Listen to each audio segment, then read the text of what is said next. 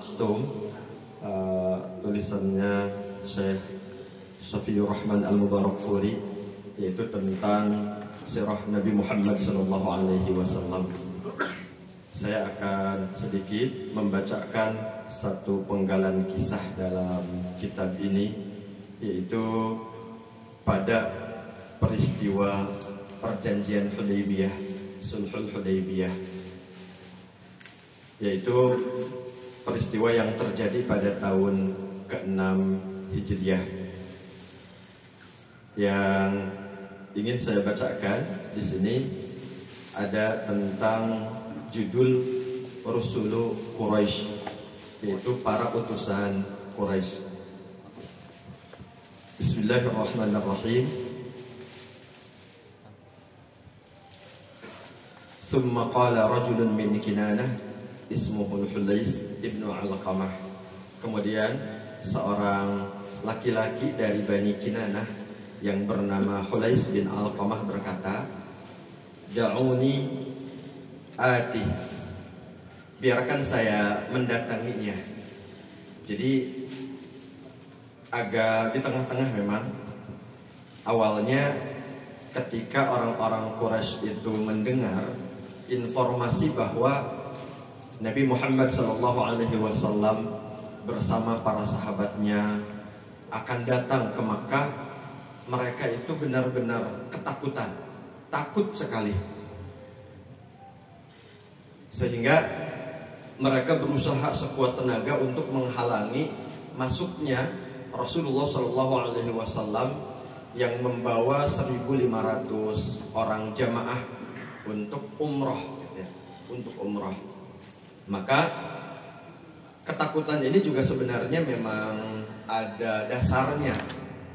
Dasarnya yaitu pertemuan orang-orang Quraisy dengan orang-orang Madinah, yaitu umat Islam di bawah pimpinan Rasulullah SAW terakhir 1 tahun sebelumnya, yaitu pada bulan Syawal tahun ke-5 Hijriah.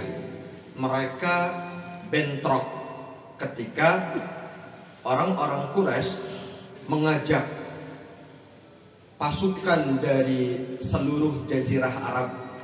Kata seluruh ini maksudnya begini.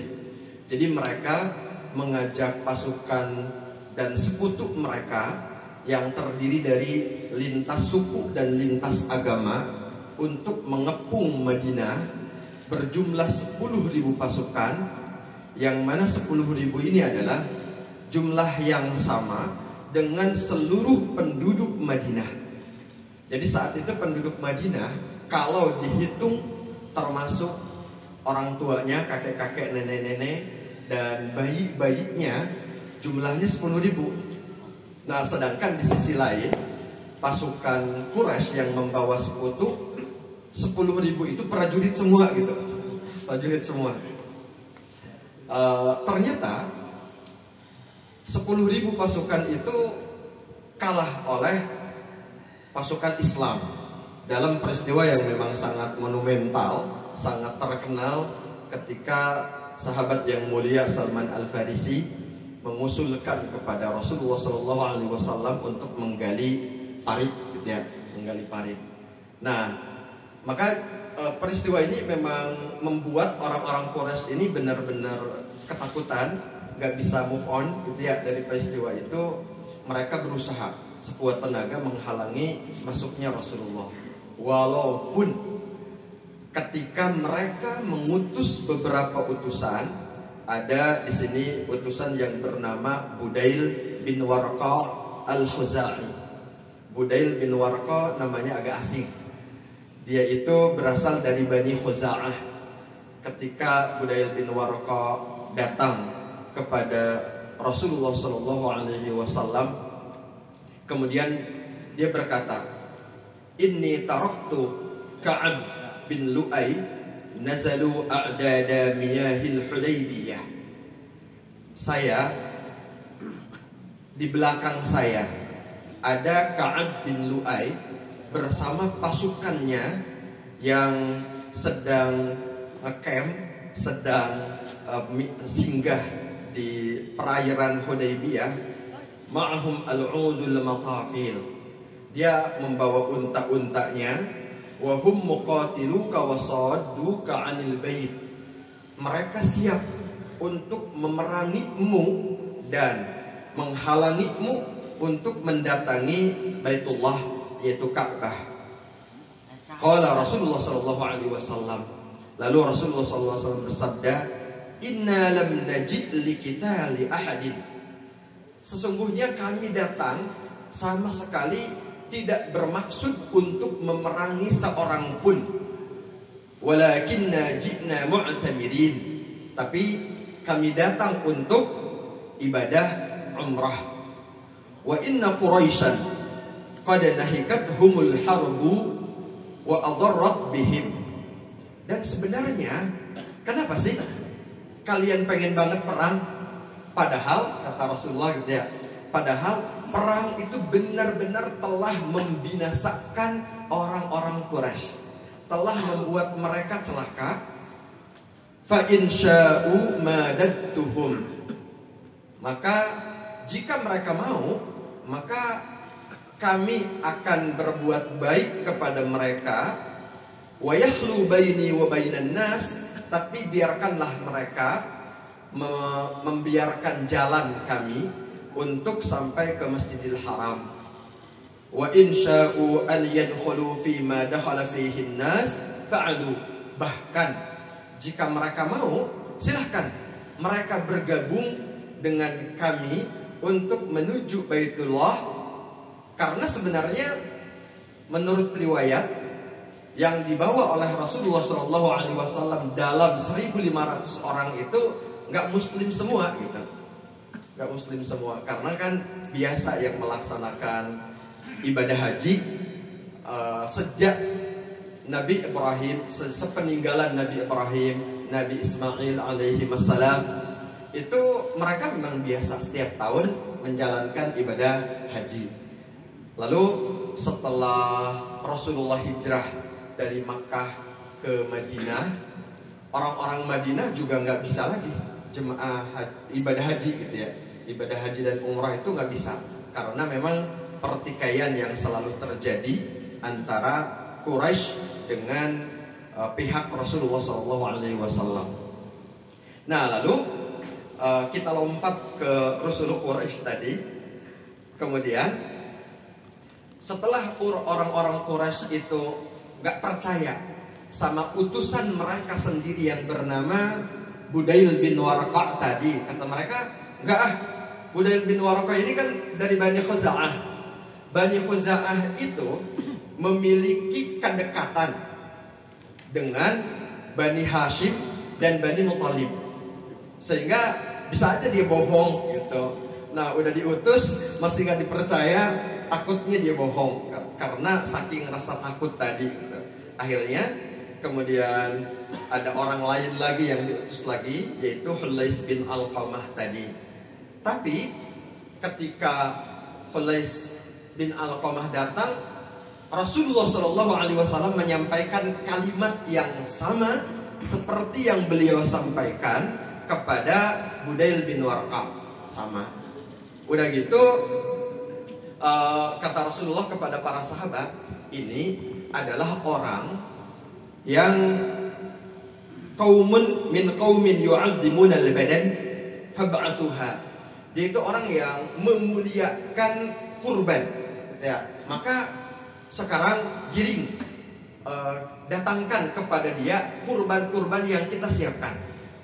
Kan Rasulullah SAW ketika itu membawa 70 ekor unta yang sudah dikalungin, sudah ditandain bahwa ini adalah unta-unta kurban, unta hadyu ya. Kalau orang jemaah haji biasanya kalau kita kurban, kalau mereka hadyu gitu. Nah, ketika melihat itu Hulais bin Alqamah itu sangat takjub, kagum sekali. Ini benar-benar fenomena yang sangat mengagumkan, sama sekali tidak layak untuk dihalangi mendatangi Baitullah gitu, kata Hulais bin Alqamah. Nah, lalu ketika Hulais bin Alqamah melihat seperti itu, balik lagi kepada Quraisy, jangan dihalangi. Akhirnya Quraisy nggak percaya lagi, maka diutus yang ketiga. Yang ketiga ini bernama Urwah bin Mas'ud. Ya, Urwah bin Mas'ud. Urwah bin Mas'ud ini orang Taif, ya, pembesar dari Taif. Ketika Urwah bin Mas'ud datang ke situ, lalu beliau nyamperin Rasulullah SAW, dan sama aja yang disampaikan oleh Rasulullah SAW kepada Urwah bin Mas'ud seperti apa yang disampaikan kepada dua utusan sebelumnya. Lalu ketika itu Urwah bin Mas'ud melihat satu fenomena yang menjadi kesaksian beliau, ya, menjadi kesaksian beliau. Jadi beliau benar-benar yakin bahwa Nabi Muhammad SAW bersama para sahabatnya sama sekali tidak datang untuk berperang. Mereka datang murni untuk beribadah. Dan ada satu fenomena yang dilihat oleh Urwah bin Mas'ud yang disampaikan kepada orang-orang Quraisy sekaligus menjadi satu kesaksian. Dia bilang begini, seperti yang dikatakan oleh Ibnu Hisham, yaqulu Ibnu Hisham, faqama. Kemudian berdiri Urwah bin Mas'ud min indi Rasulillah sallallahu alaihi wasallam. Dia meninggalkan Rasulullah sallallahu alaihi wasallam untuk balik melaporkan hasil pemantauannya kepada orang-orang Quraisy. Wa qad ra'a ma yasna'u bihi ashabuhu, dan dia benar-benar telah menyaksikan apa yang dilakukan oleh para sahabat Rasulullah sallallahu alaihi wasallam terhadap nabi mereka, terhadap pimpinan mereka. La yatawaddau illa batadaru wudu'ahu. Tidaklah Rasulullah sallallahu alaihi wasallam berwudu kecuali para sahabat berlomba-lomba untuk mengambil air bekas wuduknya Rasulullah sallallahu alaihi wasallam. Wala yabsuqu bisaqan illa batadaruhu. Begitu juga tidaklah Rasulullah sallallahu alaihi wasallam meludah atau berdahak, kecuali ludah dan dahaknya Rasulullah sallallahu alaihi wasallam itu tidak akan jatuh ke tanah, karena akan ditadah oleh tangan-tangannya para sahabat. Lalu apa yang dilakukan oleh para sahabat? Sahabat itu melumuri wajah-wajah mereka, kulit-kulit mereka dengan ludah dahaknya Rasulullah sallallahu alaihi wasallam. Wala yasqutu min sya'ratin min sya'rihi syai'un illa akhaduhu, dan tidaklah ada yang jatuh satu lembar pun dari rambutnya Rasulullah sallallahu alaihi wasallam kecuali para sahabat mengambilnya. Faraja'a ila Quraisy, kemudian dia kembali kepada Quraisy. Faqal, lalu dia berkata, ya ma'syara Quraisy, wahai sekalian orang-orang Quraisy, inni qad ji'tu Kisra fi mulkihi. Sungguh saya pernah datang kepada Raja Romawi di istananya, wa Qaisar fi mulkihi, juga Raja Persia di istananya, wan Najasyi fi mulkihi, juga Raja Najasyi, Raja Ethiopia, Habasah, di istananya. Wa inni wallahi ma ra'aitu malikan, dan sesungguhnya demi Allah tidak ada satu raja pun yang pernah aku lihat fi qaumin qad, ada pada satu bangsa, satu kaum, mithla Muhammadin fi ashabihi, seperti Muhammad di tengah-tengah sahabatnya.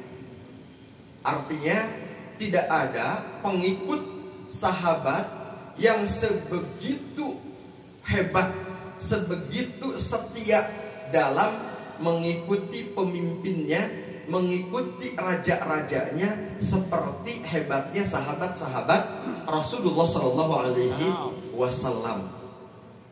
Walaqad ra'aitu qauman la yusallimunahu li syai'in abadan farru ra'yakum.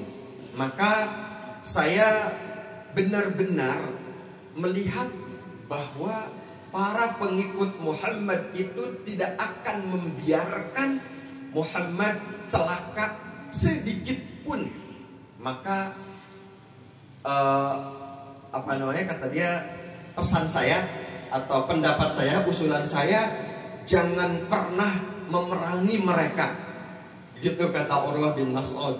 Jadi hikmah dari pembacaan sedikit dari apa yang ada tertuang di dalam kitab Rahiqul Makhtum ini, Rasulullah Shallallahu Alaihi Wasallam adalah teladan kita semuanya. Beliau adalah puncak qudwah, puncak keteladanan dari seluruh keteladanan sejak nabi-nabi sebelum Nabi Muhammad Shallallahu Alaihi Wasallam, dari 124.000 nabi, dari 313 rasul, dari orang-orang soleh terdahulu.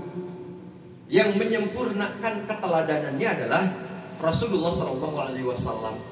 Tapi ternyata di antara kesempurnaan keteladanan Rasulullah adalah bagaimana Rasulullah menciptakan generasi terbaik umat manusia yang tidak pernah ada tandingannya sebelumnya dan tidak akan pernah ada tandingannya setelahnya, yaitu generasi sahabat Rasulullah Shallallahu Alaihi Wasallam. Makanya kita belajar itu selain dari Rasulullah Shallallahu Alaihi Wasallam juga dari para sahabatnya. Belajar apa? Di antaranya belajar mencintai Rasulullah Shallallahu Alaihi Wasallam, menghormati Rasulullah Shallallahu Alaihi Wasallam. Rasulullah adalah guru mereka, guru sahabat sebelum guru kita. Jadi bagaimana para sahabat ta'zim, hormat, taat kepada gurunya, bagaimana para sahabat cinta kepada gurunya, yaitu Rasulullah Shallallahu Alaihi Wasallam. Itu yang menjadi satu pembelajaran yang sangat-sangat berharga dari kisah singkat yang sedikit kita baca barusan, yang terjadi pada peristiwa Sulhul Hudaybiyah atau perjanjian Hudaybiyah itu.